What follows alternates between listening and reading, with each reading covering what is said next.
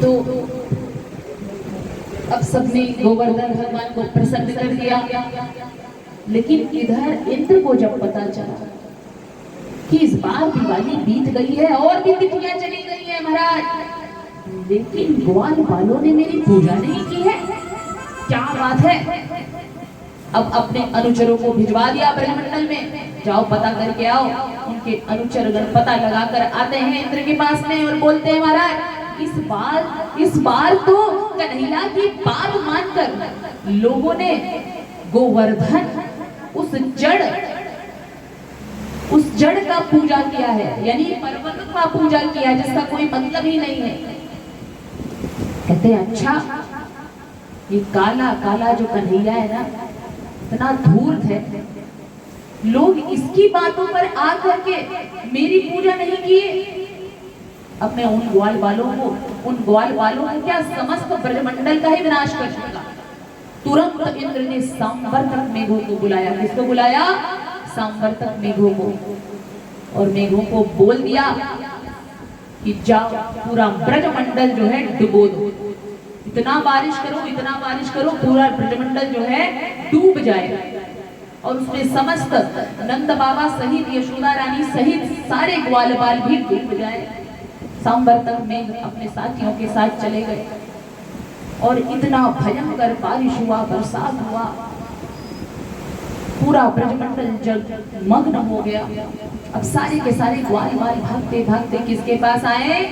कन्हैया के पास। अरे कन्हैया बचा, हमें बचा कन्हैया, अब तू ही कुछ कह सकता है अपने गोवर्धन भगवान से, और तू ही कुछ हमें बचा सकता है।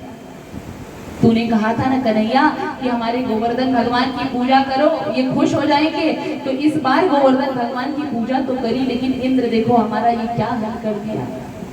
अब तेरे ही पास कोई उपाय हो तो बता। अब कन्हैया कहते हैं कोई बात नहीं साथियों, कोई दिक्कत नहीं है, तुमने जिस गोवर्धन भगवान की पूजा की है वो गोवर्धन भगवान तुम्हारी सहायता अवश्य करेंगे। तो भगवान कहते हैं कि आप सभी ग्वाल बाल आंखें बंद कर लीजिए और ध्यान करिए, कुछ ना कुछ रास्ता हमारे गोवर्धन भगवान करेंगे ही। ठीक है, वो अब सारे ग्वाल बाल आंखें बंद करते हैं, गोवर्धन भगवान का ध्यान करते हैं। अब आंखें बंद करवाना इसलिए जरूरी था, आंखें खोलते तो कन्हैया को लीला करते देखते, और कन्हैया को लीला करते देखते तो माधुर्य लीला में बाधा पड़ने नहीं देना था। तो आंख तो बंद करवा दिया और अपनी कनिष्ठिका उंगली, ये जो कानी उंगली बोली भी जाती है, कनिष्ठिका उंगली पे उस पर्वत को उठा लिया हमारे कन्हैया ने। 7 साल के हैं अभी कन्हैया की इस समय उम्र कितनी है? 7 साल की। तो 7 साल के कन्हैया 7 कोस के गोवर्धन पर्वत को 7 दिन और 7 रात्रि तक के लिए धारण कर लिए। बोलिए वृंदावन बिहारी लाल की जय। और धारण करके जब खड़े हो गए, ये देखो ये भगवान की शक्ति है ग्वाल वालों। आपकी स्थिति से गोवर्धन भगवान प्रसन्न हो गए हैं, देखो कैसे विराजमान हो गए हैं मेरी कनिष्ठिका उंगली पर। मैंने कुछ नहीं किया, ये जो हम सभी ने मिलकर गोवर्धन भगवान की पूजा की है ना, उसी का फल है ये। अब जब पूरे पर्वत को अपने उंगली पर धारण कर लिया तो बीच में गड्ढा है, उसी गड्ढे के अंदर जो है समस्त ब्रह्मंडल, सारे ब्रह्मंडल वासी वहां पर विराजमान हो गए। भगवान छत्र बना करके, जैसे बारिश के समय में एक कुरमुत्ते का बोला जाता है पेड़, एक छत्ते जैसा होता है, व्हाइट कलर का होता है, तो उसको बच्चे उखाड़ के खेलते हैं। तो बड़ी आसानी से, सरलता सहजता से कन्हैया ने उसे उठा लिया और छाता बना करके सबकी रक्षा कर रहे हैं। बोलिए वृंदावन बिहारी लाल की। अब ऐसे करते करते 7 दिन 7 रात्रि बीत गई। सांवर्तक मेघ भी अपने पास जितना जल था उन्होंने उड़ेल दिया।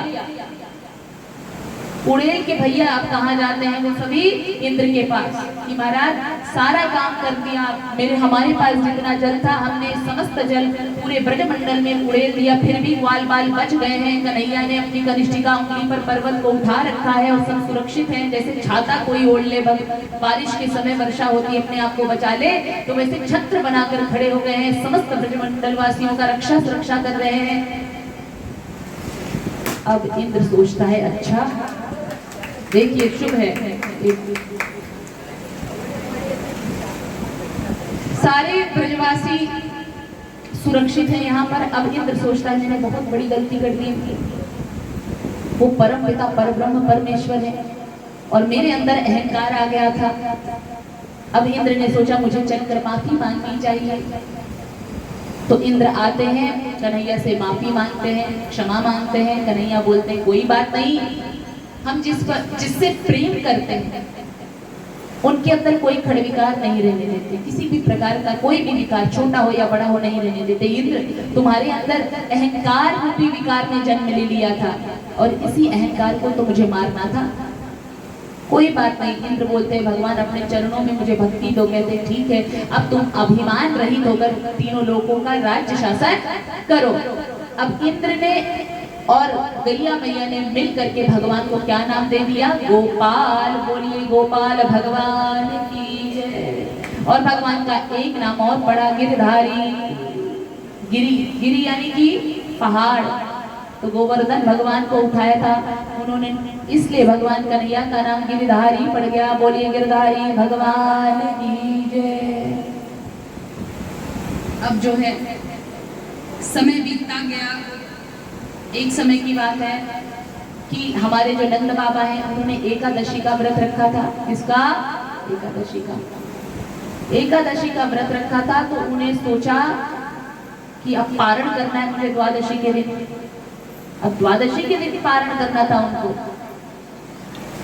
लेकिन उन्होंने सोचा कि 4 बज गए हैं, भोर हो गया है, लेकिन वो 12 बजे रात्रि कोई कहाँ चले जाते हैं, जलाशय में। भ्रमवश उनको ये भ्रम लगता है 4 बज गए होंगे, इसलिए वो जाते हैं जलाशय में स्नान करने। अब वहां पर वरुण देवता के जो अनुचर है 12 बजे रात्रि को जगते रहते हैं। वरुण देवता के अनुचर यानी सेवक, जैसे बॉडीगार्ड। जब वरुण देवता जल के देवता माने जाते हैं, वो आराम करते हैं रात्रि में। 12 बजे आप किसी के घर पे जाओगे तो वो सोता हुआ ही मिलेगा ना महाराज, तो भगवान भी तो सोएंगे।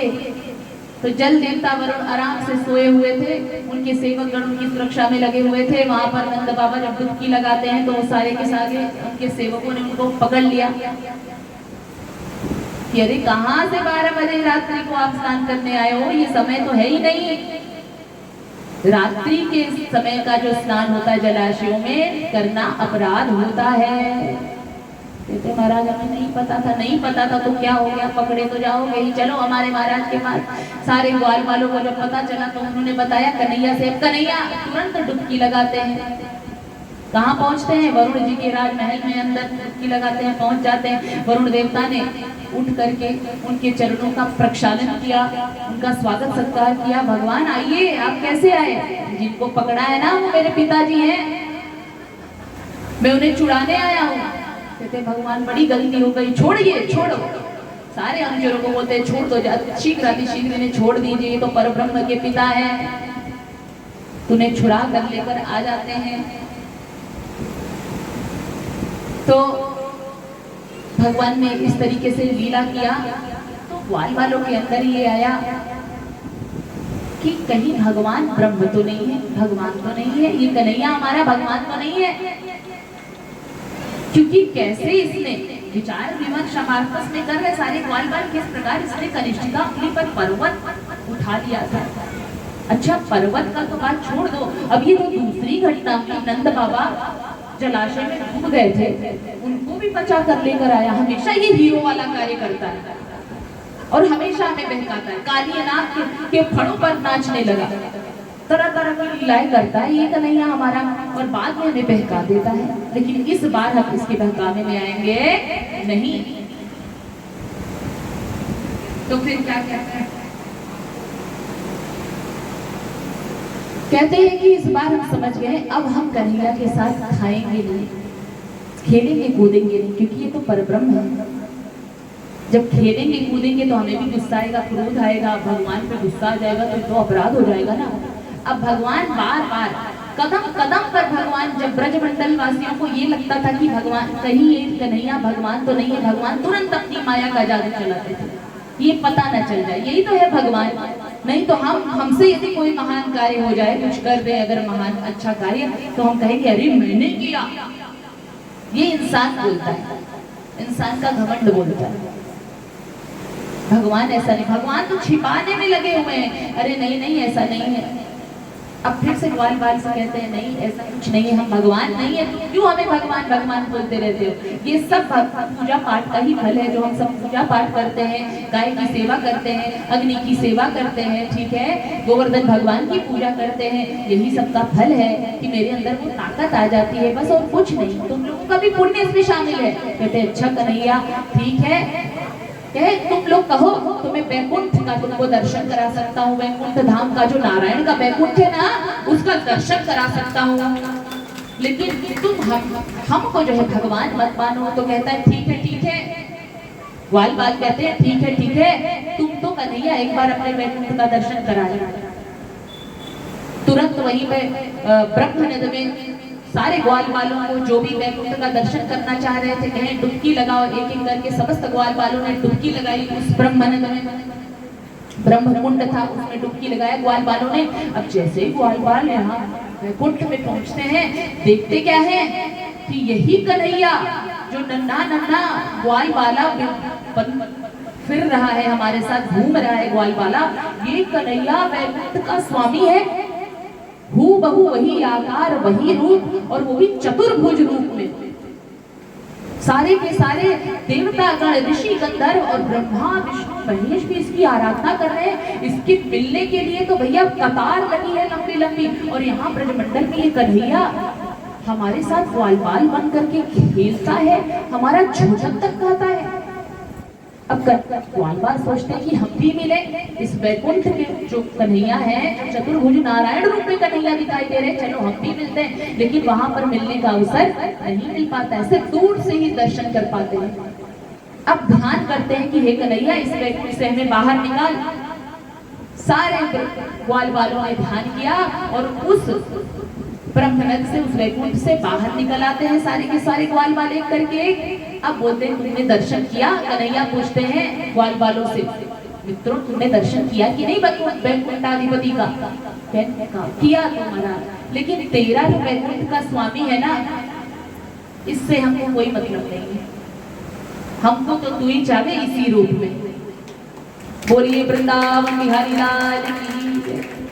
तू तो वहां पे कन्हैया किसी को दर्शन भी नहीं देता, दूर से ही तेरे को सब देखेंगे, और यहाँ पे तो हम तेरे साथ खेलते हैं, खाते हैं, पीते हैं, झूमते हैं, नाचते हैं। तो हमें तो यही कन्हैया हमें भाता है, हमारा यही ब्रजमंडल है, यही हमारे लिए स्वर्ग है। वो स्वर्ग का वैकुंठ हमें नहीं चाहिए। बोलिए वृंदावन बिहारी लाल की। भगवान के भक्त होते हैं ना, स्वर्ग का भी सुख तुच्छ समझते हैं भक्ति के आगे।